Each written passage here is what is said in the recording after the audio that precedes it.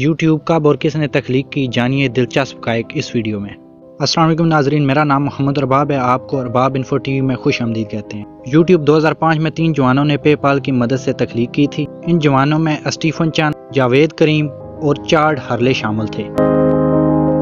YouTube پر سب سے پہلی video upload کرنے کا کارنامہ بنگلہ دیش سے تعلق رکھنے والے 34 سالہ جاوید کریم نے 23 اپریل 2005 میں انجام دیا۔ یہ ویڈیو 15 سیکنڈ پر مشتمل تھی اور اس میں چڑیا گھر میں موجود ایک ہاتھی کے بارے میں معلومات فراہم کی گئی تھی۔ جاوید کریم ہی یوٹیوب کے 3 مشترکہ بانیوں میں سے ایک تھے۔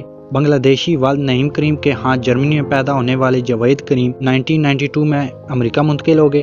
دلچسپ بات یہ ہے کہ ای کامرس کے ادارے پے پال میں نوکری کے باعث تعلیم ادھوری چھوڑ دی، تاہم 2011 میں انہوں نے کمپیوٹر سائنس کے مضمون میں ماسٹر کیا۔